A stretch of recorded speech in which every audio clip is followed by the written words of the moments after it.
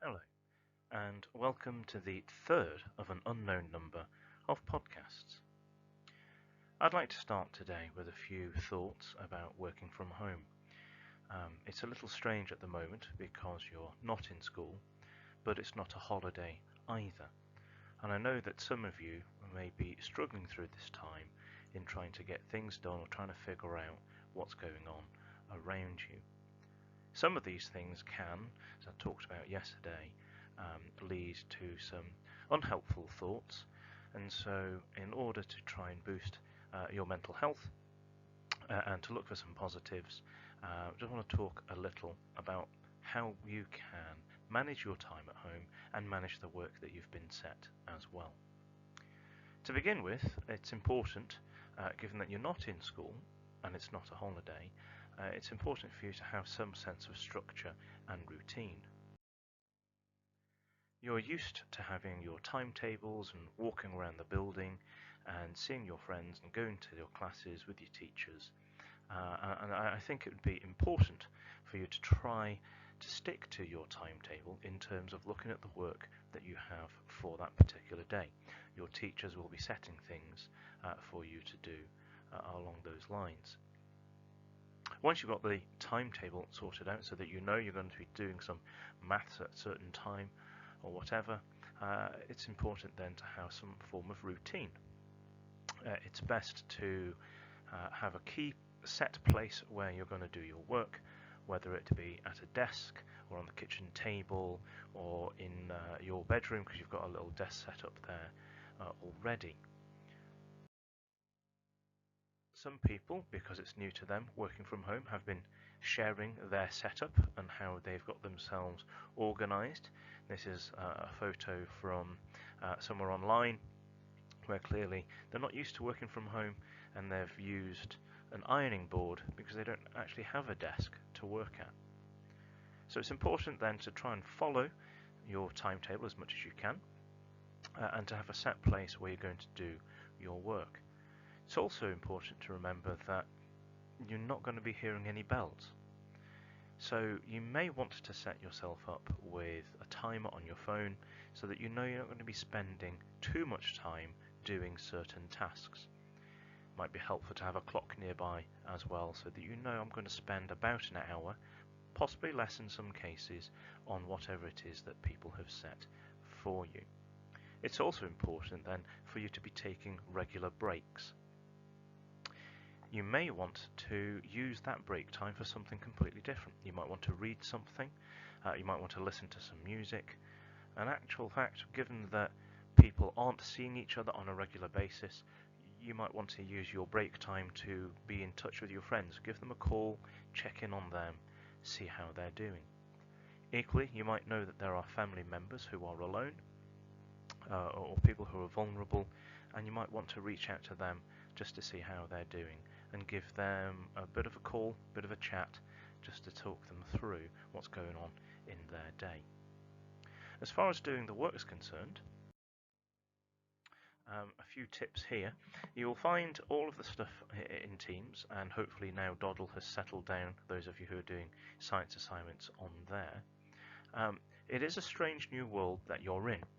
And so, because there may be some other distractions, you might have younger or older siblings in the house at the same time, there might be some pets, there might be things on TV on the background, parents might be asking you questions.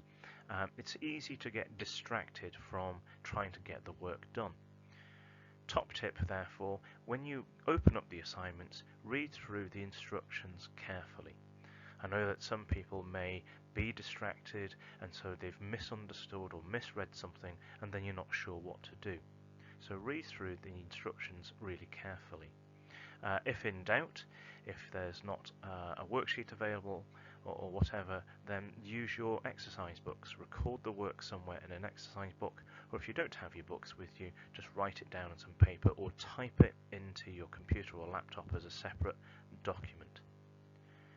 Be patient about the work. Sometimes you might not get a response to something straight away. Sometimes there may be something that's supposed to be there and it's not been uploaded yet. It's all new for your teachers as well. We're trying to get our heads around sorting out work for you. So be patient with it, but also be patient with yourselves when you're trying to complete it.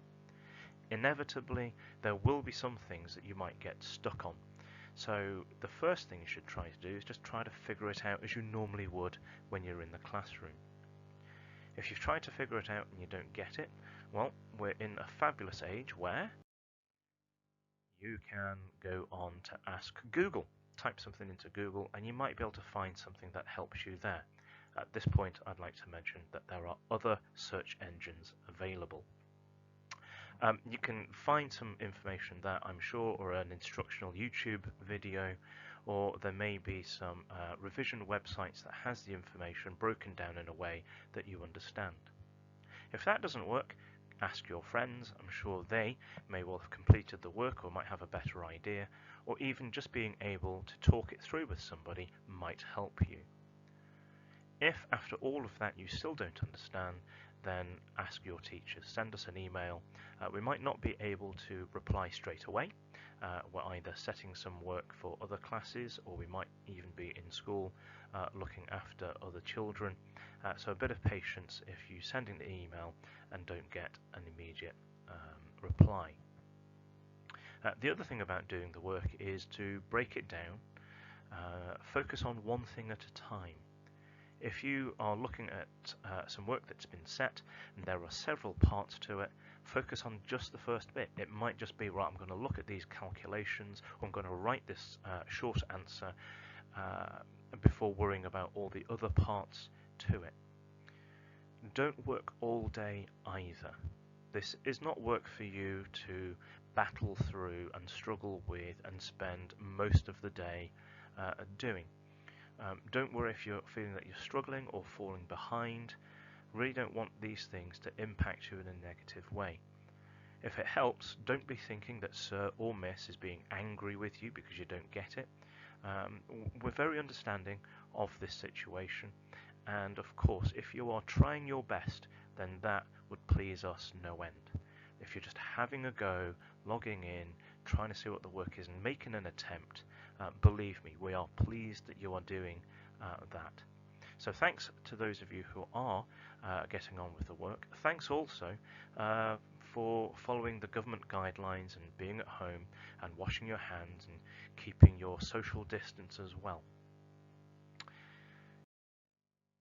Talked yesterday a little about mental health, so hopefully you feel a little bit better about the work if you're struggling, because you'll know what sorts of things to do to help.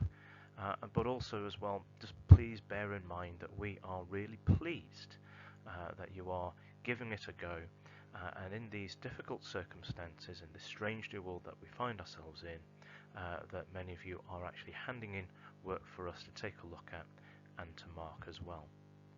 In addition to that, try and catch yourself doing some positive thinking. If you've read something or heard something and you've really enjoyed it, then make a note of that. Remember that there are good things that are happening. You might be spending time with your pets or with your family and something good happens. Make a note of that. You might want to write it down. Something that I've borrowed from a friend of a friend. They've got this little phrase, don't think it, ink it. You might want to write things down in a journal. As these days go on, you might want to record what it is that that you're going through and what it's like for you in this time. Some of you I know may well be creating your own little blog or a little memory box of little things that have been going on over these days. So to recap over the work and the message for today, it's all about structuring your time, having some form of routine. It's about doing your best, not worrying if you don't get all of the work or don't complete it all. Do what you can when you can, and also to stay positive. I'll let you into a little secret at this point now. Mr. Claddingbowl has a nickname for me. Most of the staff know it. I don't think many of the students do, but he has referred to me as Chief Vicar. Because of all the assemblies that I do, all the SMSC assemblies, I've got that particular nickname. For those of you who don't know, by the way, if you're a parent listening in, SMSC stands for Spiritual, Moral, Social and Cultural. I'm interested, therefore, to hear any stories or any top tips that people might have. You may have some way of dealing with this situation that actually other people might benefit from, or you've got some methods of working that you're finding are helpful and actually somebody else might benefit from that as well. So if you do have any top tips or handy hints, then you can either send me an email via the school email system, or you can send me a tweet at Chief Vicar. Thank you, Mr. Claddingbowl, for that. So ends today's podcast, and as ever, be kind, take care, and stay safe.